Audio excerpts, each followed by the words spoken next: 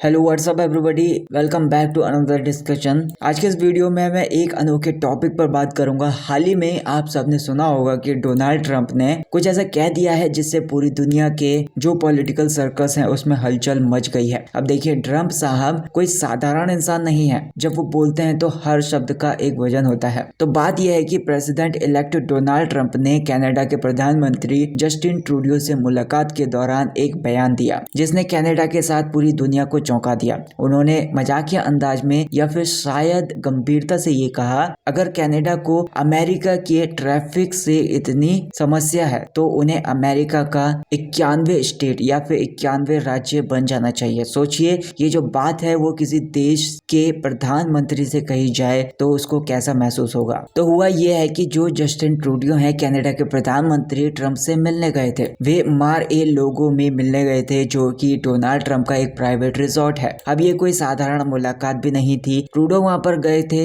एक बड़े कारण से, टैरिफ की वजह से। ट्रंप ने ये ऐलान किया था कि कनाडा के साथ कुछ दूसरे देशों पर भारी टैरिफ लगाने वाले हैं। वे कनाडा की जो इकोनॉमी है या फिर जो आर्थिक व्यवस्था है वो पहले से ही मुश्किल के दौर से गुजर रही है। आपको शायद पता होगा कि कनाडा में महंगाई बढ़ रही है, घर के जो किराए हैं वो स्काई रॉकेट चल रहे हैं, मतलब घर के किराए भी आसमान छू रहे हैं और इमिग्रेशन की वजह से समस्याएं अलग खड़ी हो रही हैं। ऐसे में अगर अमेरिका 25% टैरिफ लगा दे तो उनकी अर्थव्यवस्था को भारी नुकसान हो सकता है। तो ट्रूडो ने ट्रंप से बात करने की कोशिश की। उन्होंने ये कहा कि टैरिफ से हमारी जो अर्थव्यवस्था है वो मर जाएगी, और इसके जवाब में ट्रंप ने वो चौंका देने वाली बात कही कि अगर इतनी बड़ी समस्या है या फिर इतनी प्रॉब्लम है तो हमारी यूनियन का हिस्सा बन जाओ। तो अब ये सवाल उठता है कि ये जो कही है ट्रंप ने बात, ये मजाक में कही है या फिर ये कोई पॉलिटिकल स्ट्रेटजी है उनकी। अमेरिका के मीडिया का ये कहना है कि ये जो बात है वो मजाक में कही गई है, लेकिन क्या आप ऐसा सोच सकते हैं कि एक देश के नेता मजाक में ऐसी बात कहेगा? ये जो घटना है ये केवल एक मुलाकात की कहानी नहीं है, बल्कि ये दिखाती है कि ट्रंप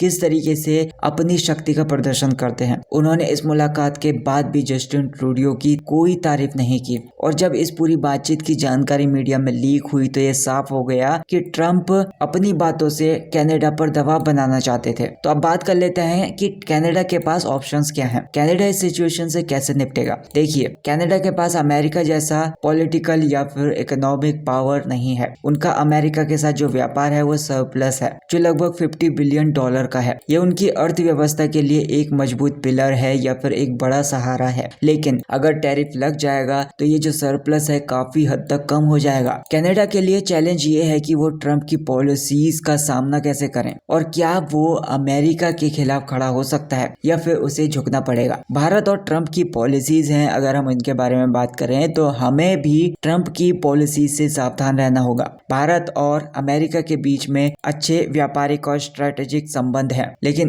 ट्रंप अपनी अमेरिका फर्स्ट पॉलिसी के तहत किसी भी देश पर दबाव बना सकते हैं। भारत की जो सिचुएशन है वो कनाडा से थोड़ी सी अलग है। हमारे पास स्ट्रेटेजिक लेवरेज है। हम अमेरिका को ये दिखा सकते हैं कि हमारे संबंध खराब हुए तो इसका असर इंडो पैसिफिक रीजन पर भी पड़ेगा, लेकिन फिर भी हमें सतर्क रहना होगा। देखिए, ट्रंप एक ऐसा नेता है जो सीधे सीधे अपनी बात रखते हैं। वो किसी भी सिचुएशन में समझौता या फिर कॉम्प्रोमाइज करने से पहले अपनी शर्तें सामने रख देते हैं। उनके इस अंदाज की वजह से उन्हें कई बार आलोचना का सामना भी करना पड़ा है। यहाँ पर एक इंटरेस्टिंग बात यह है कि ट्रंप ने हाल ही में ये कह दिया, अगर वो प्रेसिडेंट बनते हैं तो वो नोट्रे डेम कैथेड्रल का दौरा करना चाहेंगे। आप ये सोच सकते हैं कि एक पॉलिटिकल लीडर क्रिश्चियनिटी को इतना एम्फेसाइज क्यों करता है? इसका जवाब यह है कि ट्रंप अपनी पहचान को मजबूत करने और अपने समर्थकों को खुश करने के लिए ऐसा करते हैं। आपकी क्या राय है इस चीज को लेकर, मुझे कमेंट सेक्शन में बताइए। अगर किसी देश का नेता